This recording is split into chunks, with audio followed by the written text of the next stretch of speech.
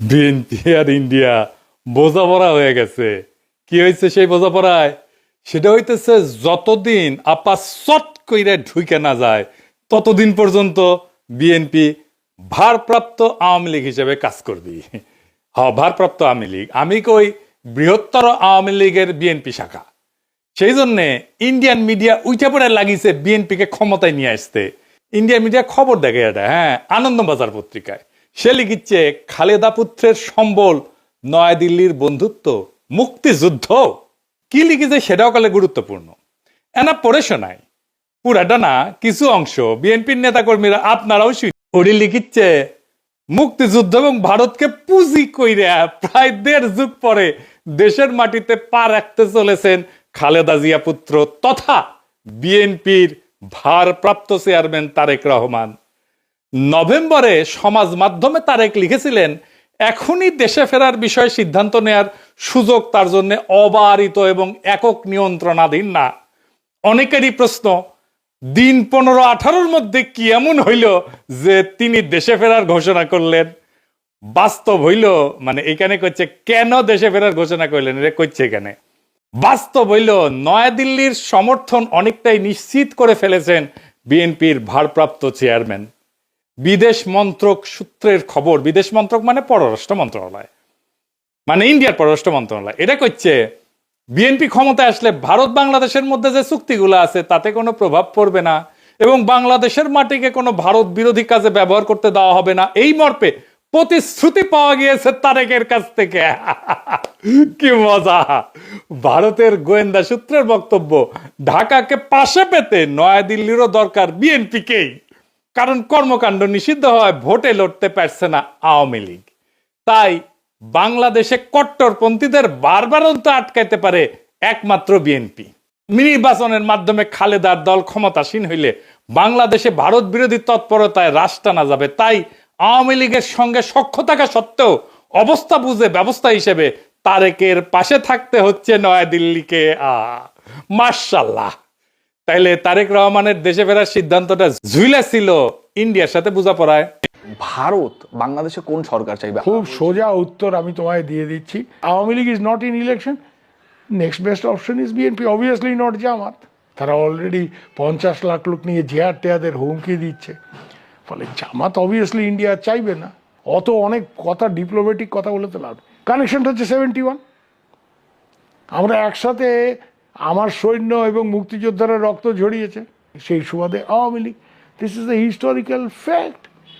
এই জায়গাতে হঠাৎ করে আজকে অন্য কিছু ডাইনামিক্স চলে আসবে, এটা তো আশা করাটাও ভুল। কিন্তু যে গভর্নমেন্ট আসবে তার সাথে ইন্ডিয়াকে তো ডিল করতে হবে। শুনেছেন তো? এইবার আর একটা দেখেন, তারপরে বিএনপি, আচ্ছা বিএনপি ভারতের পক্ষে এখন যে মুহূর্তে যতগুলো রাজনৈতিক প্রতিষ্ঠান আছে তার মধ্যে বিএনপি সব থেকে বেশি প্রো ইন্ডিয়া স্ট্যান্ড নিতে শুরু করেছে এবং বাণিজ্যের জন্য সহায়তা করবে বলছে। এখন এই অবস্থায় বিএনপির সাথে জামাতদের ঝগড়া হয়ে গেছে এবং জামাতকে তারা অত আসন দিতে চাইছে না। ভারত জামাতকে এই মুহূর্তে চায় না যে জামাত ক্ষমতায় আসুক, বরং বিএনপি ক্ষমতায় এলে ভারতের নিয়ন্ত্রণ করতে সুবিধা হয়। দেখেছেন কইতেছে বিএনপি সবচেয়ে প্রো ইন্ডিয়া স্ট্যান্ড নিতে শুরু করছে। ইন্ডিয়ান রে কয় কি খুশি। এইটা তো গেল ইন্ডিয়ান মিডিয়ার কথা। আমি ব্যক্তিগতভাবে এটা মনে করি যে দেশে একটা রাজনৈতিক শূন্যতা রয়েছে, চলছে, এটা একটা বিপজ্জনক। আমি সবসময় ভাবতাম বা এখনও মনে করি যে বিএনপির ভারপ্রাপ্ত চেয়ারম্যানের আর একটু আগে, বেশ একটু আগে যদি আসতে পারতেন তাহলে এক্ষেত্রে হয়তো বিএনপি এবং দেশের মধ্যে একটা ভালো সুবিধাজনক অবস্থা তৈরি হতে পারত। এই মতিউর রহমান এখন তারেক রহমানের পায়ে পড়ে, বিএনপির পায়ে পড়ে। সেই লিখেছিল তারেকের দুর্নীতির বিচার হতে হবে। সেইখানে তারেক রহমানের নিজের স্বাক্ষরিত একটা হলফনামা থেকে উল্লেখ করে কইছিল এই মতিউর রহমান যে তারেক রহমান দুর্নীতি করেছে সেটা সে নিজেই স্বীকার করেছে, এ বাটপাড়ি কইছিল। আবার ওই মামলা থেকে তারেক রহমান খালাস পেলে আবার প্রথম আলোয় লিখেছিল নৈতিকভাবে তারেকও দণ্ডিত। খালাস পেলে কি হয়েছে? তুই নৈতিকভাবে দণ্ডিত, বুঝছাও? আর এখন কয় তারেক রহমান আগে দেশে ফিরলে ভালো হইতো। তো মতি ভাই, আপনি দুর্নীতির বিচার করবেন না? হ্যাঁ, তারেকের নাকি স্যাপ ফেলে স্যাটে নিছেন? ওই নিজেই তার আলপিনে প্রচ্ছদ প্রতিবেদন করেছিল তেলে ডুবে যাচ্ছেন তারেক রহমান। ওই তেল এখন তারেক রহমান কিছু দিচ্ছে, রেখে দিছিল নিজের জন্য। তো প্রথম আলো যে বিএনপি কি পরিমাণে ভালোবাসা যে কত সেটা একটু দেখি। হ্যাঁ, লিখিচ্ছে বগুড়ায় তারেককে ঘিরে আছে খুন সন্ত্রাসে জড়িত নেতাকর্মীরা। মতিউর রহমান এখন শিওর, এখন আর খুন সন্ত্রাসে জড়িত নেতাকর্মীরা তারেক রহমানকে ঘিরে থাকবে না। গ্রেনেড হামলা মামলা নিয়ে করছে তাজউদ্দিনকে পাকিস্তানে পাঠায় ডিজিএফআই। জানতেন খালেদার সম্মতিতে বসুন্ধরার কাছে 100 কোটি টাকা চাইছিলেন তারেক। জিজ্ঞাসাবাদে বাবর তো বতি ভাই কয় টাকা দিছে আপনার? সাব্বির খুনের ঘটনা চাপা দিতে আপোস রফা। তারেকের স্বেচ্ছাচারিতার অনেক নজির বগুড়ায়, ওগুলো কি উঠে গেছে? আচ্ছা, তারেক কি হিসাবে বগুড়ায় এত উদ্বোধন স্থাপন করছেন? আরো লাগবে, ওর পায়ে পড়তেও সময় লাগে না, ধাক্কা দিয়ে ফেলাই দিতেও সময় লাগে না। মূল উদ্দেশ্য হচ্ছে টিকে থাকা, যেন তেন প্রকারে টিকে থাকা। তো এইগুলো কি জার্নালিজম, বস্তুনিষ্ঠ সাংবাদিকতা? এই নিউজগুলো যদি সত্য হয় তাহলে মতিউর রহমানের কি তারেক রহমানের প্রত্যাবর্তনের মিটিং এ যায় তারেক রহমানকে দেশে কেন আসলো না সেই নিয়ে কান্নাকাটি করা যায়? নৈতিকভাবে এটা জায়েজ, এথিক্যালি উচিত এইটা? হাদি গুলি খাওয়ার পরে শিরোনাম করেছিল, তফসিলের পরের দিন প্রার্থী গুলিবিদ্ধ। হাদির নামটা পর্যন্ত লেখে নাই। এতই ঘৃণা একজন মাদ্রাসা পড়ুয়া তরুণ প্রতিশ্রুতিশীল রাজনৈতিক নেতার প্রতি। এই যে প্রথম আলোর মজলুম ঘৃণা আর তেলা মাথায় তেল দেওয়া, এটা কি বার্তা দেয়? বার্তা দেয় এটাই যে আপনি শক্তের ভক্ত, নরমের জম, তাইলে তো আপনার সাথে গায়ের জোর দেখাবেই মানুষ, গায়ের জোরেই কথা কবে মানুষ। আরেক মাল আছে মাহফুজানন্দ প্রভুপাদ, সে কয় 53 বছরে নাকি সংবাদ মাধ্যমে আগুন দেওয়া হয়নি, ওই চান্দের দেশে আসিল। বাংলাদেশের 53 বছর বয়সে কোনো মিডিয়ার অফিস আগুন জ্বালানো হয় নাই। হ্যাঁ, 2013 সালের 12 ফেব্রুয়ারি দৈনিক নয়া দিগন্তের আরামবাগের কার্যালয় হামলা করে আগুন ধরায় দেওয়া হয়েছিল। তুই তো দমে দমে মিশা কথা কয়। ওই আগুনে পোড়ার পরে পত্রিকা বাইট করিছে, লিখিছে আনবাউড, মানে হইতেছে মাথা নত করে না। বাহ, প্রচুর সাহস। আসেন তার একটা ক্লিপ দেখি বেনজিরকে নিয়া। বেনজিরের ভয়ে নাকি ওই কাঁপিচ্ছিল, শুনেন। আমরা কিন্তু এই যে আইজিপি বেনজিরের যে তার যে কুকর্ম আমরা কিন্তু মিডিয়াতে জানতাম, কিন্তু রিপোর্ট করতে সাহস পাইনি। আপনি হয়তো কিছু করতেন না, সরকার হয়তো কিছু করতো না, বাট ওই ধরনের একটা পাওয়ারফুল আইজিপি সে তো একটা সাংবাদিকটা কি না করতে পারতো। শুনিছেন কত বড় সাহস? মাইনে নিলাম যে ওই ভিতু, তো তাইলে কি ওই পত্রিকার স্লোগানে journalism without fear or favour লেখার নৈতিক অধিকার আছে? মানে মাহফুজা নাম, আপনার লজ্জা নাই? আপনি তরুণদের কি শিখাইতেছেন? আপনার লজ্জা লাগে না এত ভণ্ডামি করতে? ভণ্ডামির তো মাত্রা আছে। আবার ক্রিটিক্যাল জার্নালিজম করার কথা কয়। ক্রিটিক্যাল জার্নালিজম বুঝে ডিজিএফ এর সাথে আন্ডারস্ট্যান্ডিং করে জার্নালিজম করিছে। এই যে তাসনিম কলিলি কয়ে দিছে, ডিজিএফ এর দেওয়া নিউজ ভেরিফাই না করে ছাপাইছে, আবার পরে স্বীকারও করিছে এটা তো ভুল ছিল। তুমি যদি আমাকে জিজ্ঞেস করো আমার সাংবাদিক জীবনে, এডিটরের জীবনে ওটা হচ্ছে একটা বিরাট ভুল। আমি ভুল করেছি। ওই সময় ডিজিএফআই এর দেওয়া নিউজ আমার ছাপানো উচিত হয়নি। ইট ওয়াজ এ ব্যাড এডিটোরিয়াল জাজমেন্ট। আমি ভুল করেছি। বুঝতে হলে আমাদের দুইটা জিনিস বুঝতে হবে, ট্রুথ এবং ফ্যাক্টস। সত্য কি এবং ঘটনা কি। ফ্যাক্টস হইতেছে মানে ঘটনা হইতেছে আমরা পরিষ্কার যেটা দেখছি। হাদিস জানা যায় লাখ লাখ মানুষ হয়েছে না, 10 থেকে 15 লাখ মানুষ হয়েছে, আমরা সবাই দেখছি কয়েকদিন আগের ঘটনা। কিন্তু জানাজার ট্রুথ, সত্য তৈরি করা ট্রুথ মেকিং মেশিন কি? পুন্দের আলো আর ডেইলি স্টার। আমরা চোখের সামনে দেখলাম 10 থেকে 15 লাখ লোক। ডেইলি স্টার লিখেছে 100 আজকের ঘটনা যদি ইতিহাসে আদৌ স্থান পায় তাহলে এটা স্থান পাবে পুন্দের আলো দিল্লি স্টারের বিবৃতিতে কি আছে সেটা দিয়া।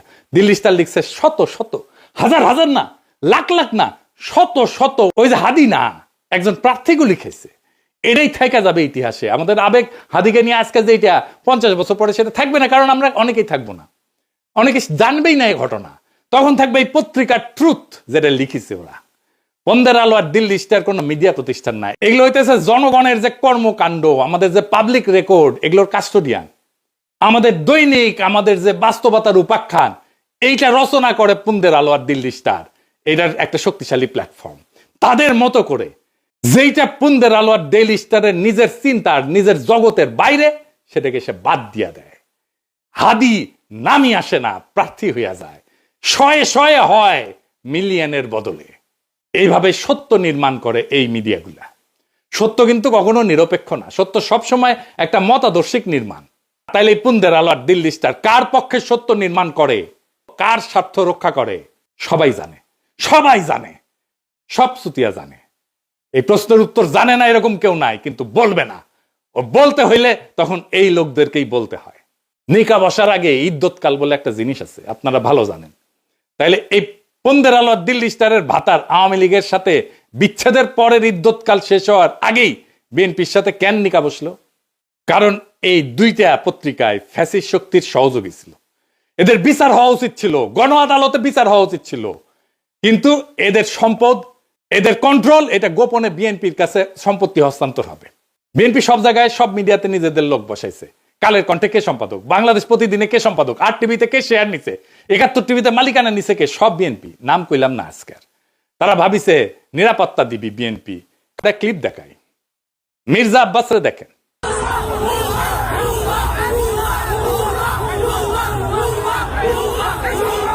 দেখেছেন ভুয়া ভুয়া স্লোগান তারে দেখা। এবার দেখেন হাদির জানাজায় সালাউদ্দিন সাহেব গেছে, তারে কি বলে পাবলিকে।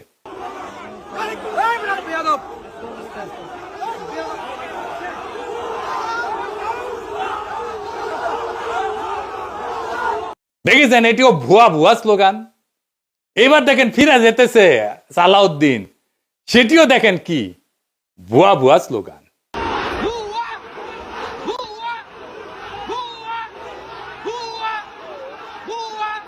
মির্জা ফখরুল চালাক মানুষ, জানাজার আগে কইছে আমি অসুস্থ, আমি যাবো না। সত্যি অসুস্থ কিনা আল্লাহ জানেন। বিএনপি শীর্ষ নেতাদের প্রতি জনগণের অনাস্থা আর অশ্রদ্ধা কোন জায়গায় গেছে দেখেন। এরা ইলেকশনে জিতবে কি মনে হয় আপনাদের? এই অন্তর্বর্তীকালীন সরকার গণমাধ্যমগুলোর ফ্যাসিস্ট ভূমিকা এবং তাদের নেতৃত্ব প্রদানকারী চরিত্রগুলোকে বিচারের আওতায় আনতে ব্যর্থ হয়েছে। শুধু ব্যর্থ হয় নাই, তাদেরকে আশ্রয় দিছে, প্রোটেকশন দিছে, তাদেরকে এম্পাওয়ার করছে। প্রফেসর ইউনূস ডেকে এদের সাথে বসে কথা বলে, সাক্ষাৎকার দেয়। এই কারণেই জনতা শাস্তি দেওয়ার কাজটা নিজেদের হাতে তুলে নিতে বাধ্য হয়েছে। হাদির জানাজা প্রমাণ করছে জুলাইয়ের আগুন নেভে নাই, বিপ্লবী ছাত্র জনতা ঘরে ফিরে যায় নাই। জুলাই বিপ্লবকে এই জন্য হয়েছিল যে এক ফ্যাসিস্ট শাসকের জায়গায় আর একটা ভারপ্রাপ্ত ফ্যাসিজম বসবে। আওয়ামী লীগের জায়গায় ভারপ্রাপ্ত আওয়ামী লীগ হয়ে বসবে বিএনপি, যার গ্যারান্টার হবে নয়াদিল্লি। সেই জন্য তো হয় নাই। কিন্তু বিএনপি কি করলো? তারা বিপ্লবের আগুনকে নেগোসিয়েশনের কয়লায় ফেলে দিল, ক্ষমতার কয়লায় ফেলে দিল। তারা ছাত্র জনতার রক্তকে জিও পলিটিক্যাল কারেন্সি বানালো। এইটাতে বিএনপি শেষ হয়ে যাবে। এই দেশের মানুষ একটা জিনিস সহ্য করতে পারে না, সেটা হইতেছে বেইমানি। বিএনপি জনতার সাথে, শহীদের রক্তের সাথে বেইমানি করছে, বিপ্লবের সাথে বেইমানি করছে। আওয়ামী লীগ ক্ষমতায় ছিল ইন্ডিয়ার জোরে, এখন বিএনপি ক্ষমতায় আসতে চায় ইন্ডিয়ার সাথে বোঝাপড়ায়। দুইটারই একই রোগ, শুধু উপসর্গ বদলাইছে। আর মানুষ সেটা বুঝে গেছে। হাদির জানাজায় প্রমাণ করছে জুলাইয়ের আগুন নেবে নাই, ছাত্র জনতা ঘরে ফিরে যায় নাই। ওরা কাউকে ম্যান্ডেট দেয় নাই, না ভারতকে, না বিএনপিকে, না মিডিয়ার সত্য বানানোর মেশিনকে। এই কারণেই কইতেছি বিএনপির পরাজয় আসবে ভোটের দিন না, পরাজয় শুরু হয়ে গেছে নৈতিক জায়গা থেকে।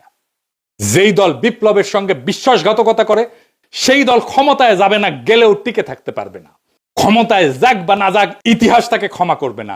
জুলাই কোনো ইন্টারভেল না, জুলাই কোনো সিনেমা না, জুলাই কোনো পিকনিক না, জুলাই কোনো দর কষাকষির বিরতি না। জুলাই ছিল এবং থাকবে ভারতের সাথে বোঝাপড়া আর দেশি ফ্যাসিজম, দুইটার বিরুদ্ধেই জুলাই জিন্দা থাকবে।